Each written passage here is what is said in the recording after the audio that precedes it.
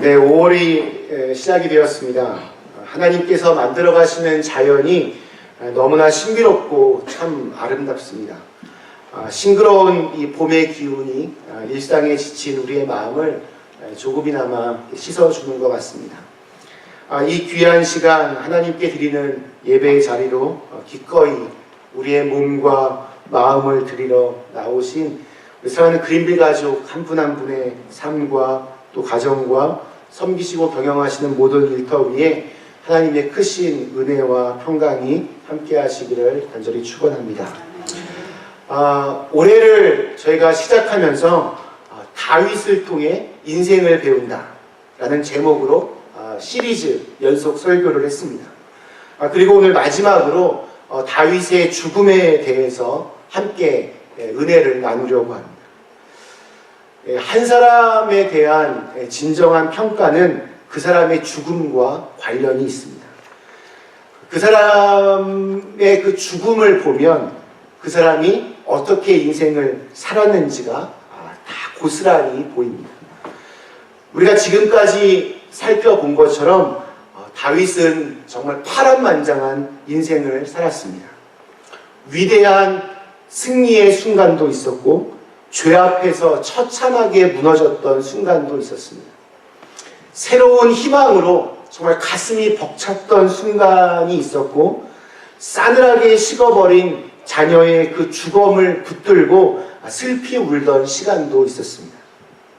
화려한 왕궁 안에서도 살아봤고 오랜 시간 광야에서 배고픔과 외로움 속에서 살아야만 했던 그런 순간도 있었습니다. 그런 다윗이 오늘 죽음을 이제 앞에 두고 자신의 뒤를 이어 나라를 통치할 솔로몬에게 이제 최후의 유언을 합니다. 자기의 인생을 쭉 돌아보니까 인생을 살면서 가장 중요한 것이 무엇인지를 아들에게 이것만은 꼭 알려주고 싶었습니다. 다윗은 이스라엘의 두 번째 왕이 되었지만 첫 번째 왕이었던 사울로부터 물려받은 것이 거의 없었습니다. 지파 간의 갈등, 부족들 간의 갈등이 있었고 국가의 분열로 정말 해결해야 될 숙제만 잔뜩 안고 그렇게 왕이 되었습니다. 그러나 다윗은 그 아들 솔로몬에게 참 많은 좋은 것들을 이제 물려주게 되었습니다. 다윗은 나라가 아주 가장 부흥하고 부강하여 힘이 있을 때 그때 솔로몬에게 나라를 이제 물려주었습니다.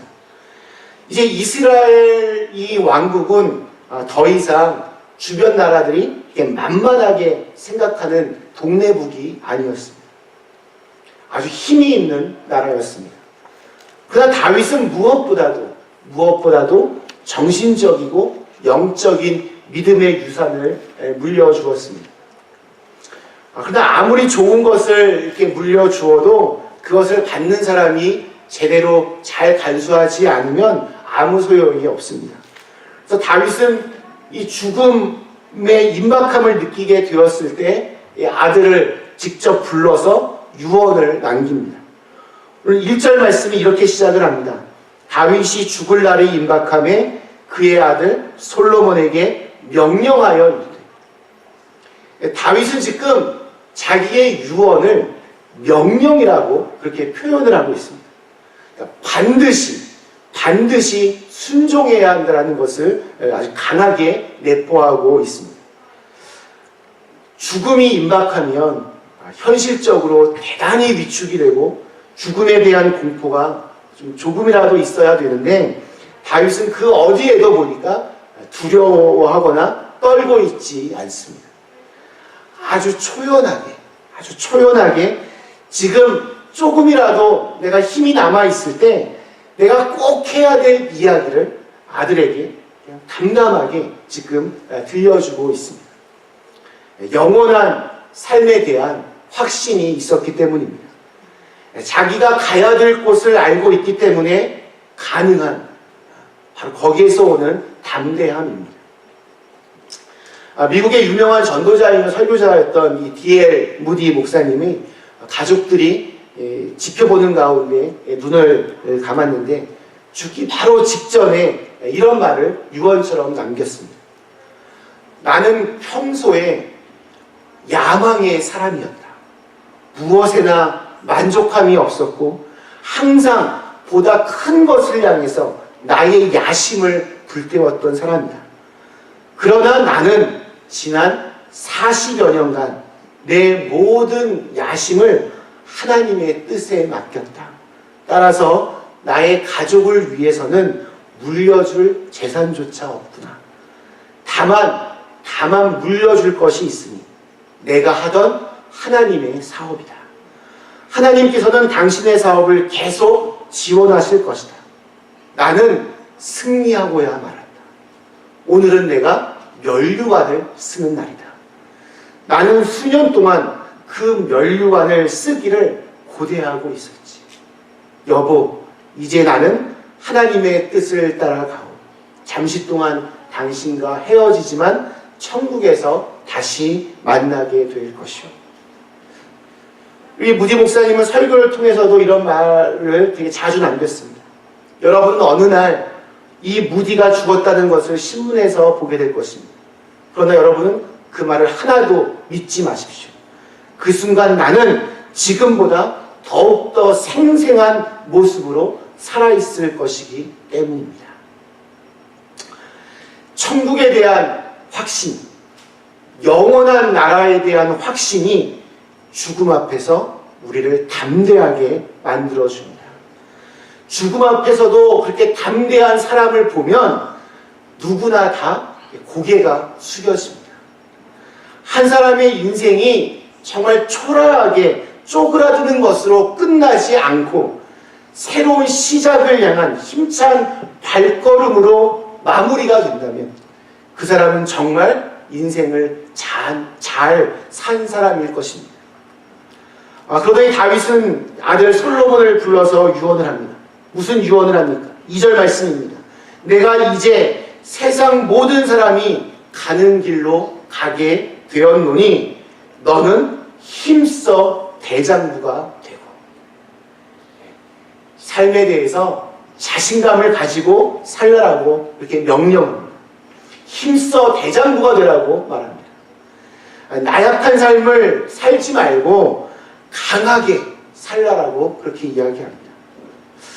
요즘에는 보면 우리 아이들을 너무 이렇게 귀하게 이렇게 키우다 보니까 아이들이 자기 멋대로 이렇게 크면서 자기만 아는 아주 이기적인 사람으로 성장하거나 매사에 자기의 문제를 정말 당당하게 그 문제 앞에서 직면하는 것이 아니라 슬금슬금 도망을 치거나 다른 사람에게, 주로 엄마, 아빠에게 모든 것을 이렇게 맡기는 경우가 참 많이 있습니다.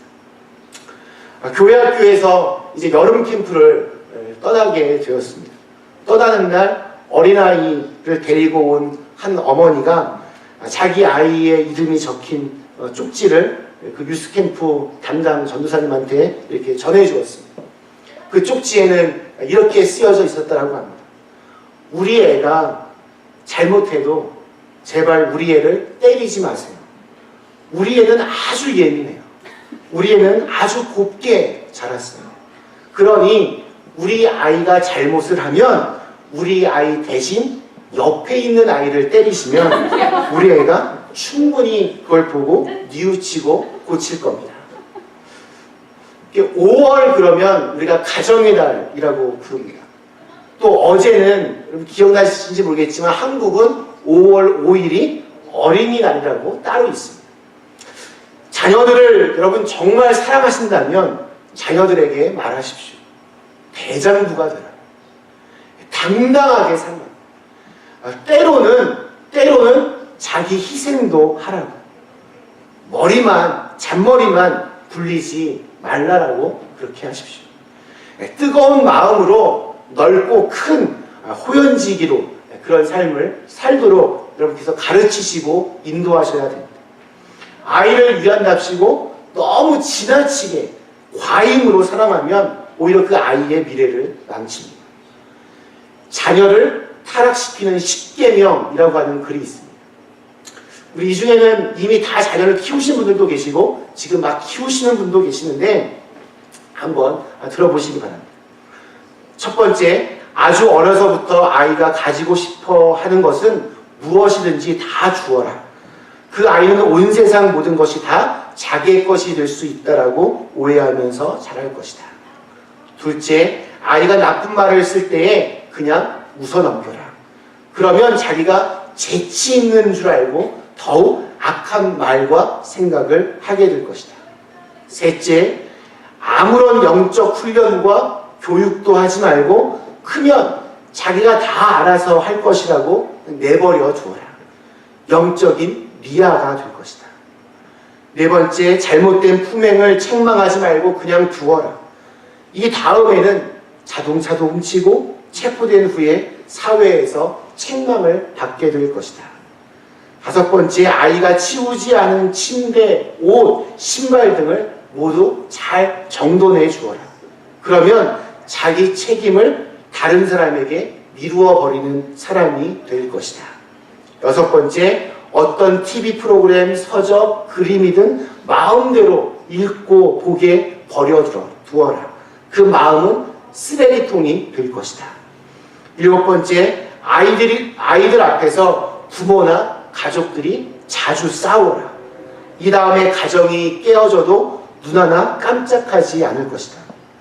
여덟 번째, 달라고 하는 용돈은 얼마든지 주어라.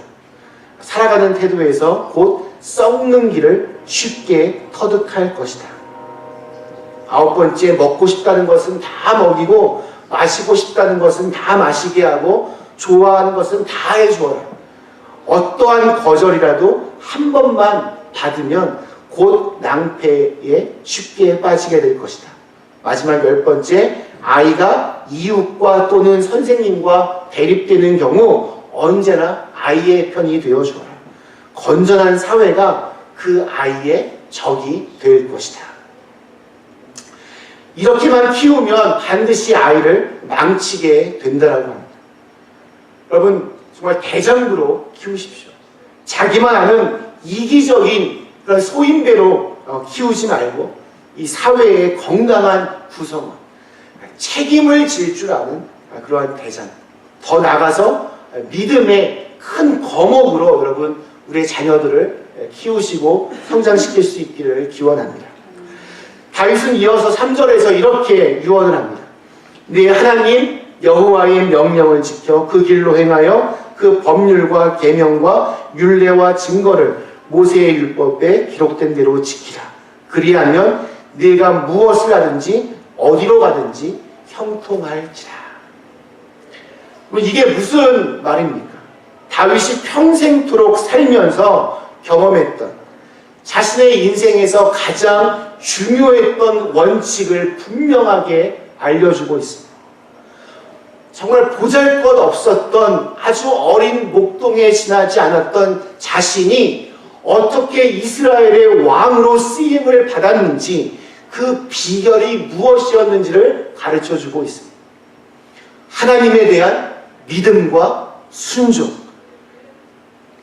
하나님을 믿고 그분의 말씀으로 살아간다라고 하는 것은 그냥 살면서 그냥 하나 걸치는 액세서리가 아닙니다. 다른 것들을 하다가 시간이 남으면 그냥 하는 좀 부수적인 것이 아닙니다. 그것은 정말 아름답게 자신의 인생을 살아온 한 사람의 생명의 근원이고 또한 뿌리입니다. 그것을 제대로 하느냐 못하느냐에 따라 한 사람의 인생이 더 나아가서 자신의 집안의 흥망성쇠가 달려있다라고 오늘 다윗은 솔로몬에게 말하고 있습니다. 그리하면 네가 무엇을 하든지 어디로 가든지 형통할지라. 여러분의 자녀들이, 여러분의 가정이 형통할 수 있는 길이 무엇입니까? 공부를 많이 하는 것입니까? 돈을 많이 버는 것입니까? 명예를 얻는 것입니까? 권력을 획득하는 것입니까? 그것이 자녀들에게 마지막으로 해줄 수 있는 형통의 길입니다. 아들아, 진짜 살아보니 뭐니 해도 돈이 최고다. 돈 많이 벌어라. 돈이 너를 형통하게 해줄 거다. 이렇게 여러분 말씀하시겠습니다. 우리가 세상을 떠날 때 정말이지 자녀들을 사랑하며 그들에게 이것만은 꼭 전해주고 싶은 그 이야기가 여러분 있으십니다. 다른 것은 못해도 내가 이 말만은 꼭 내 사랑하는 가족들에게 마지막으로 해야겠다. 그 말이 여러분 무엇입니까? 내 인생 경험으로 볼 때 내 자녀들에게 꼭 알려주고 떠나야겠다. 그 말이 여러분 무엇입니까? 다윗은 자기 자녀들이 형통할 길을 가르쳐 줍니다. 하나님의 말씀을 지켜라. 그에게 순종하며 살아라. 그게 만사형통의 길이라고 신신당부를 합니다. 저와 여러분은 언젠가는 이 세상을 다 떠나게 됩니다. 사랑하는 가족들과 마지막을 고해야 하는 시간이 분명히 우리에게 찾아오게 됩니다. 그럴 때 여러분 자녀들의 손을 잡고 손자 손녀들의 손을 잡고 하나님 잘 섬겨라. 하나님 말씀 잘 순종해라. 여러분 선포하시며 그들에게 하나님의 축복을 기도할 수 있는 그런 사람이 되게 해달라고 지금부터 기도하시며 준비하실 수 있기를 축원합니다. 이것이 내 가족을 위한 가장 귀한 선물입니다. 자녀들이 형통할 수 있는 길입니다. 오늘 4절 말씀이 이렇게 끝을 맺고 있습니다. 여호와께서 내 일에 대하여 말씀하시기를 만일 내 자손들이 그들의 길을 삼가 마음을 다하고 성품을 다하여 진실이 내 앞에서 행하면 이스라엘 왕위에 오를 사람이 내게서 끊어지지 아니하리라 하신 말씀을 확실히 이루게 하시리라. 다시 한번 분명하게 다윗의 집안이 앞으로 대대로 하나님 앞에서 복을 받을 길, 형통할 길을 지금 마지막으로 아들에게 알려주고 있습니다. 마음을 다하고 성품을 다하여 진실이 하나님 앞에서 행하라. 그러면 하나님께서 약속하시고 축복하신 바를 반드시 이루어 주실 것이다. 다윗의 집안만이 아니라 하나님을 믿는 우리 모든 믿음의 가족들이 반드시 우리 가슴에 새겨야 할 가장 귀한 선물입니다. 교회의 배려 덕분에 저는 콜롬비아에 있는 그 파멜토헬스 하스피털에서 이제 채플린 수업을 받았습니다. 이제 돌아오는 월요일, 화요일 날 이제 하면 이제 그 모든 일정을 마무리하게 됩니다. 아시겠지만 주말에 이제 순번을 정하여서 12시간씩 병원에서 대기를 합니다. 근데 그러다가 그 병원은 거기 그 콜롬비아 다운타운에 있는 병원인데 베프티스트 병원이었습니다. 환자가 죽으면 반드시 채플린이 가서 마지막 기도를 하고 사망 그 확인서에 증인 사인을 이렇게 해야만 합니다. 지난 4개월 동안 임종하시는 분들 정말 많이 보았습니다. 이제 연락을 받고 이제 가서 병실 문을 딱 열면 한눈에 딱 알 수 있습니다. 하나님을 정말 잘 믿는 가정과 그렇지 않은 가정은 정말 확연히 다릅니다. 평소에 정말 신앙생활 열심히 하시다가 천국으로 가신 분의 가정은 인간적으로는 정말 슬픈 사건임에 분명하지만 천국으로 지금 가신다라는 믿음이 있기 때문에 그 병실한 분위기가 굉장히 따뜻합니다. 고인에 대한 존경과 사랑이 그 안에 참 충만합니다. 제가 정말 이 떠듬떠듬 거리는 영어로 마지막 그 예식을 인도해도 끝나면 정말 고맙다라고 이렇게 악수하고 이야기를 해줍니다. 저는 돌아가신 그분에 대해서는 아는 것이 아무것도 없어도 그분이 어떻게 인생을 사신 분이었구나 하는 것을 자연스럽게 알게 됩니다. 그 병실 안의 분위기가 모든 것을 말해줍니다. 반대로 하나님을 전혀 모르고 살았던 분들은 제가 가도 왔나보다 별 신경도 잘 쓰지 않습니다. 제가 뭐 고인에 대한 좋은 추억이나 그런 기억이 있냐라고 이렇게 물어보아도 뭐 그냥 좋은 분이었다. 혹은 아예 뭐 대답조차 잘 하지 않는 그런 가정도 있었습니다. 로마에 가면 여러분 카타콤이라고 하는 아주 유명한 그런 순례지가 있습니다. 지하 묘지이고 지하 교회입니다. 이 초대 기독교인들이 박해를 피하여 숨어 살던 곳이었습니다. 하루는 로마 군인들이 이 카타콤을 습격했습니다. 워낙 그냥 꼬불꼬불 그냥 미로여서 많은 사람들이 한꺼번에 다 잡히지는 않았지만 입구에 있던 몇몇 사람들이 붙잡혔습니다. 그때는 예수를 믿다가 잡히면 카타콤 앞에 있는 광장, 광장에 십자가를 매달았습니다. 여러분, 십자가 처형이라는 것이 얼마나 고통스러운 형벌입니다. 이 십자가형이 고통스러운 것은 한 번에 죽는 게 아니라 계속 그냥 이렇게 있으면서 피가 조금씩 나오면서 죽는 끔찍한 형벌입니다. 고통을 당하면서 서서히 죽게 만드는 것이 이 십자가 처형입니다. 붙잡힌 몇 사람이 그 십자가에 매달렸습니다. 그들은 서서히 죽어갑니다. 그리고 깊은 밤이 되었습니다. 로마 이 병사들도 자기들의 숙소로 다 돌아갔습니다. 그때 어둠 속을 헤치면서 십자가에 다가서는 물체가 있었습니다. 누구였겠습니까? 십자가에 달린 그 사람들의 어린 자녀들이었습니다. 엄마 아빠를 부르면서 울면서 아이들이 십자가 앞으로 다가갔습니다. 그때 그들은 죽어가면서 십자가 위에서 피를 흘려가며 죽어가고 있는 상황 속에서 자기 자녀들에게 이렇게 말했다라고 합니다. 얘들아, 예수를 믿는 것은 참으로 영광스러운 일이라. 너희들은 무슨 일이 있어도 예수 믿는 것을 포기하지 말아라. 예수님이 사망의 권세를 깨치고 부활하신 것처럼 우리도 부활할 것이다. 얘들아, 잠시 뒤에 영원한 하늘나라에서 다시 만나자. 말씀 마치겠습니다. 사랑하는 그림들 가족 여러분, 그동안 다윗이 걸어왔던 그의 인생을 통해 우리가 어떻게 살아야 할지 함께 은혜를 나누었습니다. 참으로 귀한 시간들이었습니다. 그리고 오늘 다윗은 그가 왜 위대한 사람이었는지를, 하나님께서 왜 그를 그토록 사랑하시고 형통하게 하셨는지를 그의 마지막 유언을 통하여 우리는 알게 되었습니다. 이 땅에 살고 있는 모든 사람은 한 번은 이런 최후의 순간을 맞이하게 됩니다. 그 마지막이 고귀하고 정말 아름다울수록 그 사람이 걸어왔던 인생이 빛나게 됩니다.